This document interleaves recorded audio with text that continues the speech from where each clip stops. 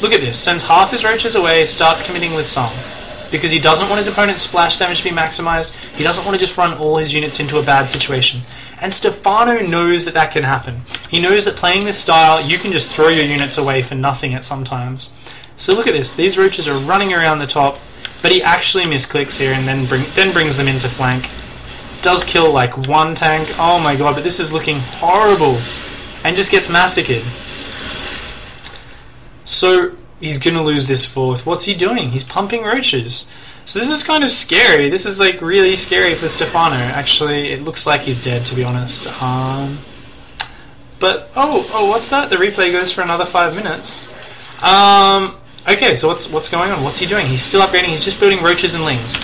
So he's realized, hey, the Hellions are dead. Goody's pressing really hard, really fast. These tanks are coming in. Takes this opportunity to engage. Constantly looking for this opportunity. And look at this, most of the tanks unsieged. Lings coming in from behind. Suddenly the roaches pay off. And he's ahead in supply again. And he's kept his gold base alive. Like, this is ridiculous. I think we all agree Stefano should have been dead in that situation. Now, what happened is Goody overextended. Why did he overextend? Because Stefano was throwing shit at him and he was confused. Stefano was like, I'm going to throw units at you, and Goody was like, okay, you just threw away an army, I've got to capitalize, I've got to kill you now. High pressure situation, moves in slightly too quickly, right onto creep, horrible mistake, you don't want to be moving onto creep. Rather than just killing the fourth base and taking the middle of the map, basically he throws his army away. For what? Stefano is still just massing roaches. This is Stefano playing Goody, man. He doesn't stop building lings and roaches the entire game. So the problem that happened here is basically Stefano went and just kept building units. He's slowly checking behind this, but does he have a hive? No hive, no tier 3 tech. He's actually relying on making this work. And, you know, if Goody just sat back and took the middle of this map, maybe it would have been unwinnable for Stefano. Maybe. But you know what? Stefano kept looking for openings, kept poking, kept going for weird engages, trying to pick off tanks, trying to do things. And it ended up working out finally. And that's the thing. Your armies are really disposable in this matchup. In Zerg versus Terran, where you're facing against a mech opponent, it doesn't matter if you lose 2 or 3 armies. You've got to keep in your head that it's not the same as against a Marine tank Terran. They can't just punish you that quickly. If they do, they're going to overextend and die. I guess you might want to think of it as you get a lot of chances. So look at this, you know, Stefano's just flipped that switch. Oh wait, he's had that switch on all game. He's just pumping units, sending some burrowed roaches up here to check out what's going on.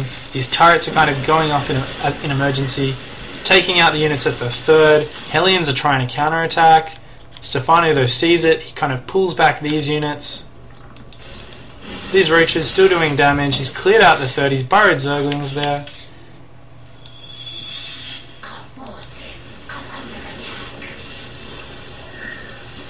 And what do we see Stefano doing? He's swapping into mutas. Really clever tech switch. And that's the thing. People like to say, you know, swap ultras, swap broodlords, do a big swap into mutas. You can't just swap units mid-game. You can't throw an army at your opponent, lose it, and then reproduce the other army and necessarily have it work. Not against a good opponent anyway. What you need to be doing is you need to keep the tempo going crazy fast so that you can swap into these units mid-battle. You see, he was actually engaging him while he was tech switching. This is what you want to be doing as Zerg. Not big isolated engages. As a Zerg player, you want non-stop engages everywhere. You want to be sending units into their bases.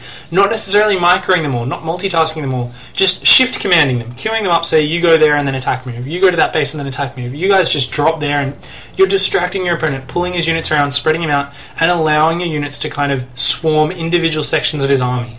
A common misconception is that Zerg units are meant to swarm over their army, front on. No, you're meant to hit them from angles, from over on the sides, their weak points. If you run straight into their where they want to fight, it's going to be like the last level of Terran of the Terran campaign, where you just bunkers, siege tanks, everything, just chewing shit down. And that's what happens to Zerg armies. They get raped if they fight where their opponent wants them to. So look at this muta switch, and what does he do? He goes straight for the main. You know, there's a few turrets, not many.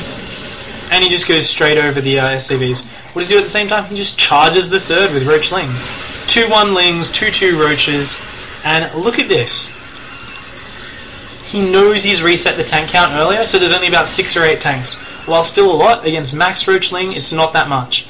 Even though it's going to kill off all these Roaches, so many tanks die. That's a massive win for the Zerg. These units are so disposable. You know, this Hellion counter killing some workers, but not doing enough. Because look at this, the mutas are just over the production, and more units just rallying into this third base. Goody has no income except from, you know, his third and his natural. His main's mined out, and doesn't have any SCVs left. These mutas are just killing everything. Does he care about not getting a 5th base up? No, he doesn't. Cause Goody threw away that mech army. And, yeah. Alright guys, so that was the first section. Answering some questions that have been kind of grabbed out of the chat. Any questions at all, guys? Do post them in the chat. I will kind of just look through the chat now quickly, and I will see what's going on. Because Steve doesn't seem to have grabbed any. So, Superpower says, "Hey Pig, do you watch all your replays like this?" No, I don't, man. Not at all. The Pig Gat sometimes, but when I really feel I need to analyze a replay, yes, I look at it almost this in depth. And I do really think about it. But that's why I only watch like 1 replay a day at most. Okay, so Shortiz says, how do you play against a mech build like that if you spawn close position, spawn closer? And Shortiz is saying the way Stefano plays it, he swings around a lot for the counter. And this is why this map's retarded and bullshit, Shortiz. Actually bringing up that,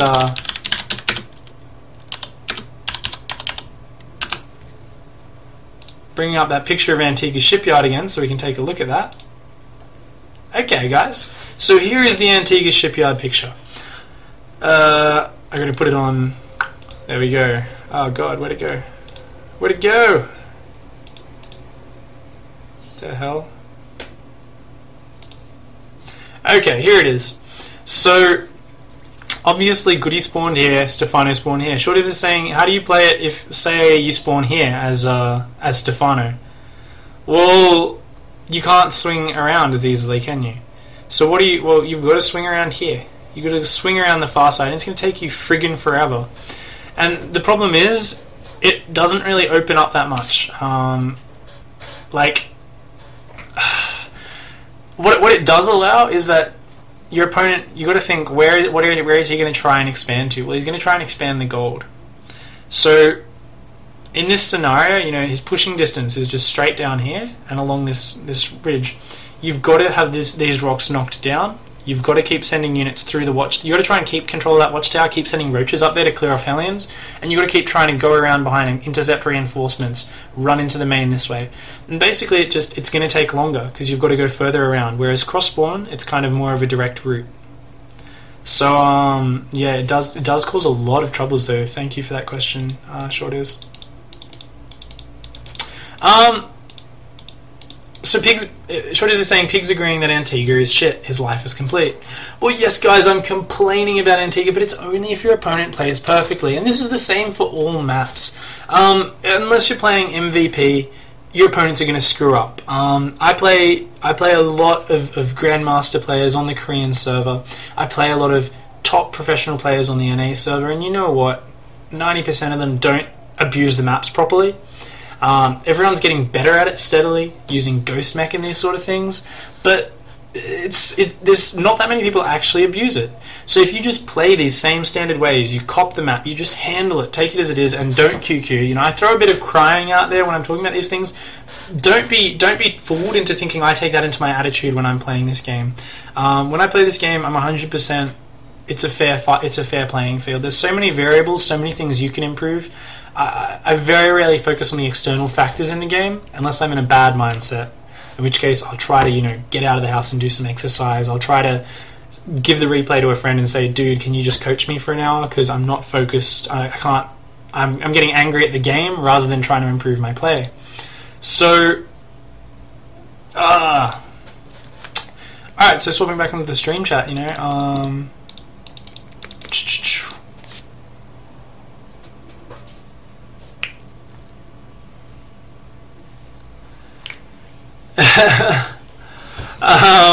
yep, it's David Kim bullshit everyone's saying and stuff.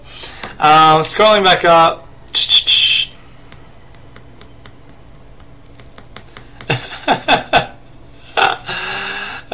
KKTNX. KK, thanks. You're cool, man. Nestier's game sense is godly. Yeah, it is. He makes builds that only he is allowed to do. That is correct. Why don't Banelings kill Hellions? They do, Welshie. You've just got to hit more than the front one. Alright. It's looking quite good. Looking quite good. So, what am I going to do? What am I going to do now? Alright, so I'm going to just play you guys a quick trailer. Some kind of thermal take gear of the keyboard that I actually use. I will be playing that in just a sec.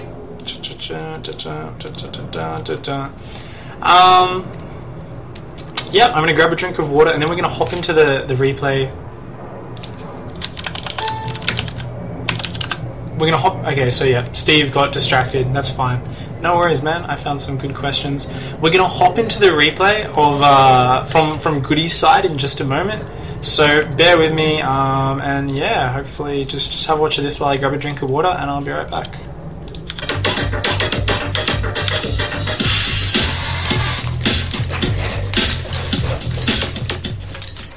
How's it going, guys?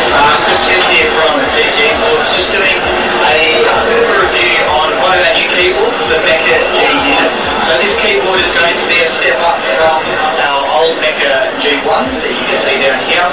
This one is the next step up and is going to be coming out in a month or so all around the world. So a quick talk about the features of the Mech G unit is it has mechanical, so it is 1000 Hz polling rate, so that means you've got fast response time. So especially if you're playing games like Starcraft 2 where you want to be really fast, this is the keyboard that you want. So also it features cherry black mechanical keys, so not really clicky like the blue ones, more of a soft cut and a bit nicer for you. Some of the other features is lit up keys, so your WASD, shift, control, space and so your numpad keys are lit up. What you can do is you can either turn these off, turn them brighter or darker using the buttons, or do what we call the breathe lighting effect. And as you can see here, it goes from nothing to bright and goes back out to nothing again. The other features of this is a possible 60 macro keys. You've got the 12 macro keys along the side here, mainly, and what they can do is you can use 3 different profiles for these. So what you do is say you want a profile for Microsoft Excel, you press profile 1, you set up your macros. You want a profile for World of Warcraft, you press 2, you set up your macros, and you want a profile for Counter-Strike Source, you press 3, and you set up your macros. Also with this keyboard, we've got a detachable rest with our lovely dragon on there. We've got a USB cable that unplugs just like the Challenger Pro. That is the same as a camera cable. So as people know, cables break, things go a bit dodgy. So if you want, you can buy one of these, or you can just get yourself a camera cable. Another feature of this keyboard, the same as the Mech G1, is we've got the headphone and the microphone port that comes straight out, so you can plug your headset into there. And we've also got the 2 USB 2.0s ports, and then we've also got a little rest here for your cables, as well as underneath the keyboard we've got rest as well. As with most keyboards, they do flip up or down, very solid as this keyboard is. You can see here, just like a Mech G1 which we run over with the BMW. So once again guys, Mech G unit, mechanical, black keys, good for games like Starcraft, will be coming out in about a month. So make sure you check out websites like tvsports.com and facebook.com/tvsports.